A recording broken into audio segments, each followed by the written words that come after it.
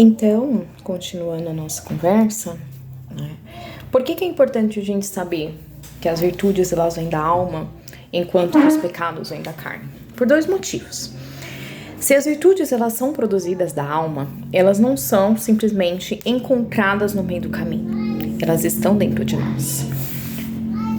O que acontece é que a religião, ela é como se fosse um músculo, né? Você precisa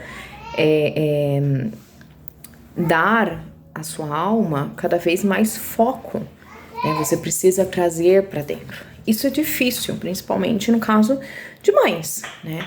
Nós, como mães, nós temos uma dificuldade muito grande para conseguirmos conciliar uma vida espiritual. Não é que é impossível, mas é mais difícil. Além disso, nós temos a responsabilidade da educação, nós temos a responsabilidade do lar, nós temos várias responsabilidades, né? Então, a maneira mais fácil que nós temos é através da vida de oração. Com a vida de oração, a gente consegue sempre estar próximo de Deus e se manter em meditação. A oração, ela no dia a dia, ela é uma meditação, né, perante Deus. É diferente, por exemplo, de quando eu sento para fazer o meu devocional. Quando eu sento para fazer o meu devocional, eu estou ali ativamente colocando meu cérebro para fazer uma meditação sobre alguma parte bíblica. Então isso é um pouco diferente de uma oração.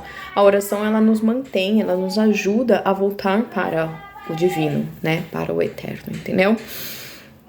Agora também, se eu sei que as virtudes elas são fornecidas pela alma e os pecados pela carne, eu preciso compreender que a criança ela vai ter dificuldades de trazer virtudes.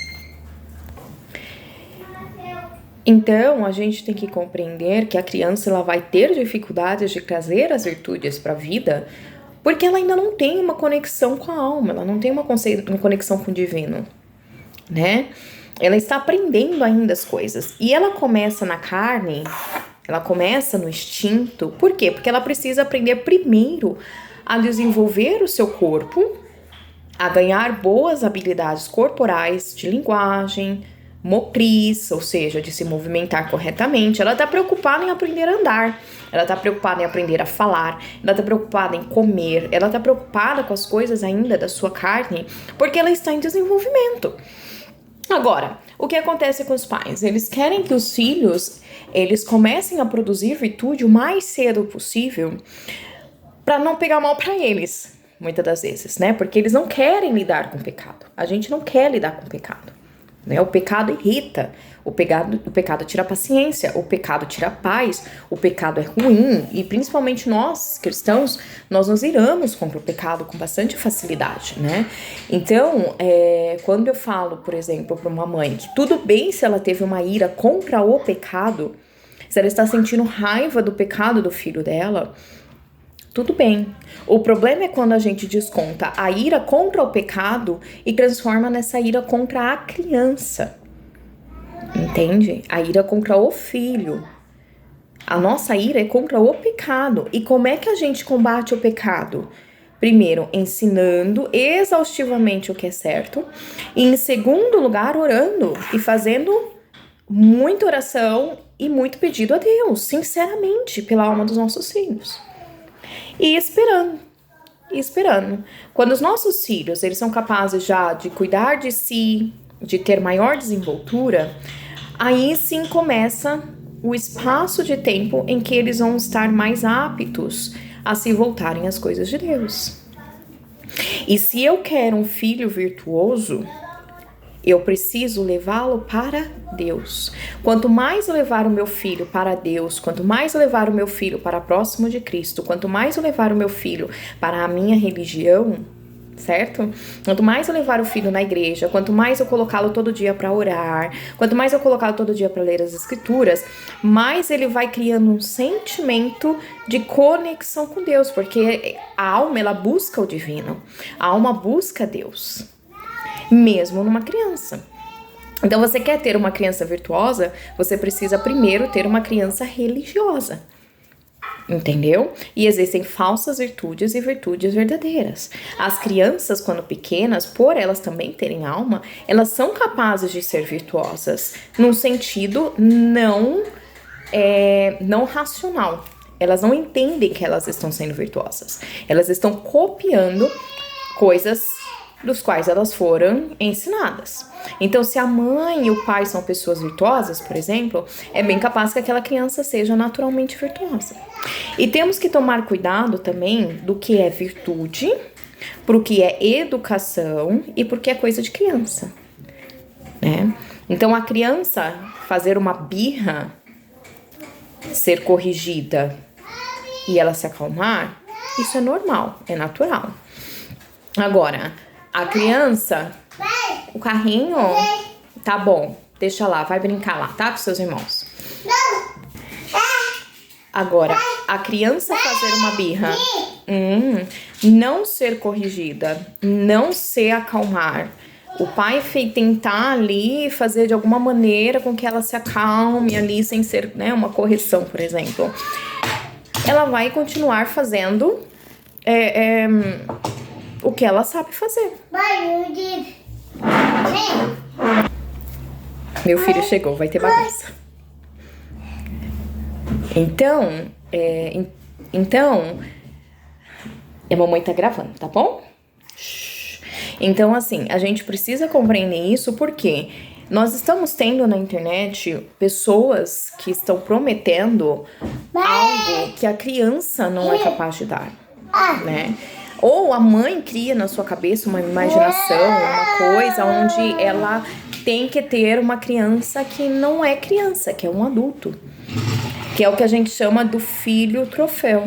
Então, o filho troféu hoje, ele é exposto, né, para todos, pelos pais, pelo próprio orgulho do pai, né, pelo próprio orgulho da mãe. Então, esse filho troféu, ele vai ser o filho que não briga, vai ser o filho que é bonzinho, vai ser o filho que fica todos os cultos em total silêncio. Vai ser o filho que escuta a mãe, é sempre corrigido, e é sempre um doce, é sempre um amor, uma obediência plena, né? E isso a gente sabe naturalmente, quando a gente entende que a pessoa ter virtudes é uma coisa espiritual, e que a criança é a roupa, e que a criança, ela não tem uma capacidade espiritual ainda, ok? Nenhuma criança é plenamente convertida quando é pequenininha, a não ser que realmente Deus esteja ali preparando ela para alguma outra coisa, né? Então, se eu sei que vem a virtude da alma, que a criança não tem a capacidade ainda de se conectar com Deus, de compreender tudo isso, o que eu vou fazer? Eu vou treinar essa criança, levando ela cada vez mais para Deus. E tentando ali inculcar dentro da cabeça dela respostas positivas ao que ela faz, reações positivas ao que ela faz.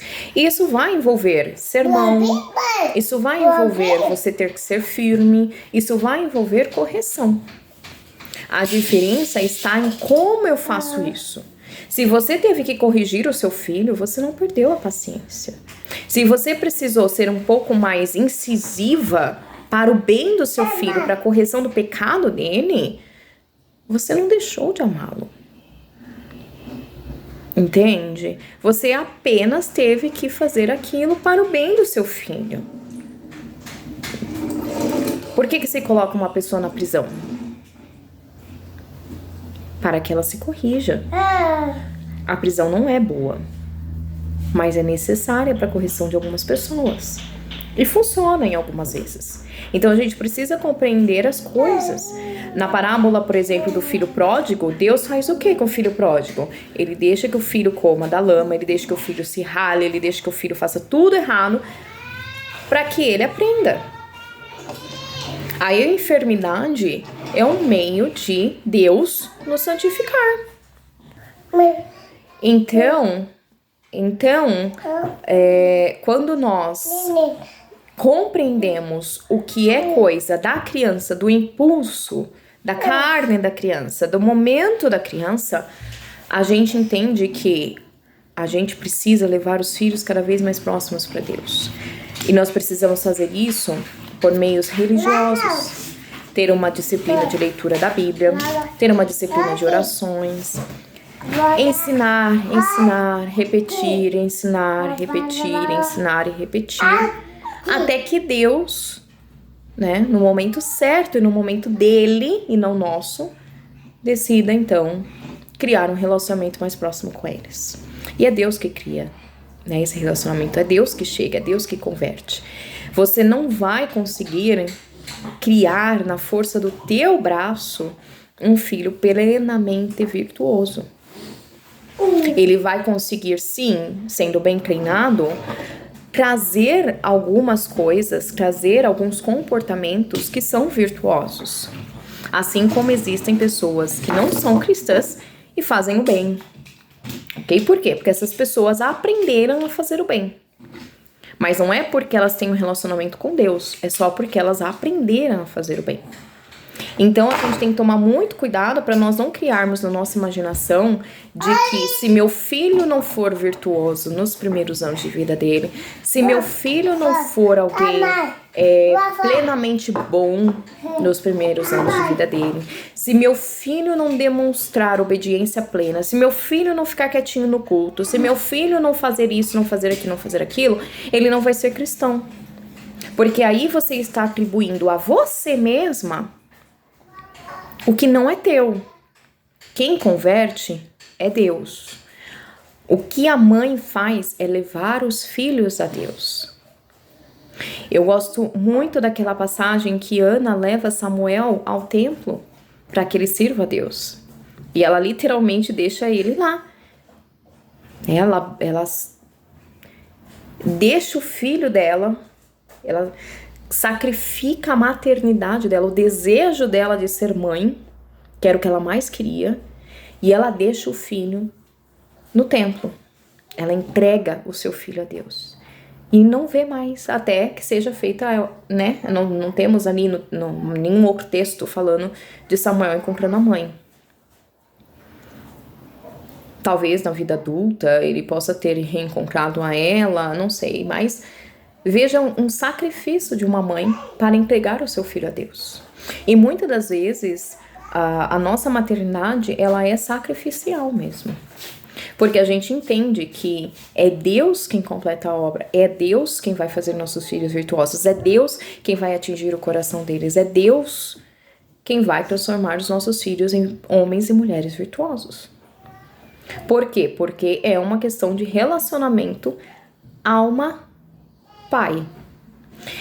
Agora, né? É nosso dever levar os nossos filhos para Deus e é nosso dever inculcar as escrituras na cabeça deles, é nosso dever levá-los para oração, é nosso dever mostrar para eles, demonstrar para eles um caráter cristão, uma maneira cristã de se viver, uma vida cristã de verdade. Então sim, nós temos que bloquear várias coisas, né, dos nossos filhos que a gente tem que repetir diversas vezes, a gente tem que corrigir, a gente tem que estar em cima, a gente tem que estar treinando, mas a primeira infância, ela é um tempo de treinamento. Não é que você vai ensinar o seu filho, não, eu vou ensinar meu filho a ser virtuoso, então eu vou ficar ali e ele vai entender o que é obediência e ele vai reproduzir a obediência porque ele vai entender que é uma virtude. Entendeu? Não tem como. Não tem como. Ele vai precisar da sua mão, ele vai precisar da sua correção. Além disso, nós só podemos exigir dos nossos filhos o que é bem, o que é bom, o que é agradável, o que é belo e verdadeiro. Nós só podemos exigir dos nossos filhos que eles demonstrem, certo? Obediência àquilo que leva ao Pai. Então, eu não posso exigir do meu filho ou dizer que meu filho é desobediente, por exemplo, se eu pedir para ele fazer algo que não é necessariamente uma obrigação dele. Então, por exemplo, certo? Eu cheguei para o meu filho. Porque isso daí já é uma educação mais de etiqueta, uma educação mais social, né? Vamos pegar aqui um exemplo. Meu filho entrou brincando no quintal, eu virei pra ele e falei assim, olha, vai lavar a mão pra comer. Ele se distraiu ali com algum brinquedo, com alguma coisa, não lavou a mão, sentou na mesa, eu sento com o meu prato de comida, olha, a mão dele tá suja. O que eu tenho que fazer nessa hora? Pegá-lo, levá-lo pro banheiro, ou na pia mesmo, e lavar a mão dele e colocar ele de volta na mesa. Eu preciso entender. Meu filho desobedeceu a Deus? Não. Ele quebrou um dos 10 mandamentos? Não. O que eu mandei ele fazer? Eu mandei ele lavar a mão para comer. Ele não fez por quê? Porque ele ali naquele momento se esqueceu, certo? Ele viu outra coisa, chamou a atenção dele, ele esqueceu. Ele é uma criança. Ele não entende por que se deve lavar a mão para comer, certo? O meu papel ali é pegar, levá-lo para lavar a mão e vai voltar para comer. Só come com a mão lavada. Ponto. Agora, se meu filho sentou na mesa, esqueceu de lavar a mão, e eu for atrás do meu filho como se aquilo fosse um pecado e jogar sobre ele um monte de coisa, um monte de informação e ficar irada com aquilo, veja bem, aquilo não vai fazer um bem. Porque aquilo, na verdade, é só uma coisa de criança. Agora, eu falei pro meu filho, por exemplo, na igreja a gente fica em silêncio por causa da hora do sermão. Chegou na hora do sermão, meu filho começou a fazer bagunça. Eu vou corrigir o meu filho, porque ele está desrespeitando a casa de Deus. Entende a diferença? Então, eu preciso separar o que é criança. Então, quando a gente separa do que é criança, do que é o treinar a criança no caminho de Deus, a gente começa a entender que a gente se coloca um peso terrível nas costas. O seu filho não é o seu troféu. O seu filho não vai ser um bom adulto se ele for uma criança troféu. O seu filho vai ser um bom adulto, e isso está escrito nas escrituras, se ele servir a Deus. É óbvio que você deve ensinar o seu filho a ser educado, você deve ensinar o seu filho a ser socialmente aceitável dentro dos limites dele como criança. Né, dos limites dele de pensamento, dos limites dele de agir, motriz e assim por diante, ok? Então, o sucesso dos nossos filhos, digamos assim, não está no sucesso social dele, está em servir a Deus. E o nosso dever é isso, é sobre todas as coisas, é o que Deus manda fazer nas Escrituras, treinar os filhos nos caminhos do Senhor. É isso que Deus demanda dos pais, treinar os filhos nos caminhos do Senhor. Então, o seu dever de mãe é treinar o seu filho nos caminhos do Senhor. E você vai ver que sobra muito mais paciência, que sobra muito mais paz, que você vai ter um relacionamento muito mais saudável com seus filhos. Porque quando você está focado em pastorear o seu filho, em criá-lo nos caminhos do Senhor, em auxiliá-lo a chegar a Deus, esperando de Deus, né, que Deus toque a alma dele, que Deus traga a verdade para o coração dele, você consegue ter muito mais paciência de esperar. Porque você sabe que Deus está envolvido naquilo. E você sabe que aquilo é bom aos olhos de Deus. E você sabe que a sua casa está servindo ao Senhor. Então você tem que dar prioridade a todas essas coisas. E você vai ver o quanto isso é libertador. E o quanto isso melhora a nossa vida e traz muito mais paz. Se você está se esforçando para levar seu filho aos cultos, para ajudá-lo, para dar uma vida de oração e devocional para ele, você já está sendo uma boa mãe. A mamãe está gravando aqui. Você já está sendo uma boa mãe, tá? Então é isso que você precisa perceber. Eu peço desculpas pela bagunça, porque eu tô gravando na sala, no meio das crianças, e vida de muitos filhos é assim. Mas eu acho que dá pra vocês entenderem, né? Então, eu queria falar sobre isso, né? Concluir esse pensamento. Olhe para o seu filho, veja o que ele realmente necessita. E você vai perceber que ele necessita de Deus, necessita de Cristo, necessita da palavra de Deus acima de todas as coisas. E vai por mim. Você já tem as virtudes dentro de você. No momento ali de desespero, de terror, de tristeza, de raiva, né, de ira, ela pode se apagar. A carne, ela pode tomar o seu lugar acima de tudo. Mas nós servimos a Deus. Nós servimos a Cristo. E Cristo, ele está pronto a nos receber de braços abertos, com perdão, com auxílio e principalmente para tirar os fardos dos nossos ombros que nós não precisamos carregar. Nós precisamos saber chegar ao Pai, precisamos saber com que chegar ao Pai, e para isso nós criamos esse relacionamento com Deus. Olhe para o seu filho, o seu filho. Você é a mãe do seu filho e veja o que ele precisa. E eu tenho certeza de que Deus vai abençoar. Graça e paz.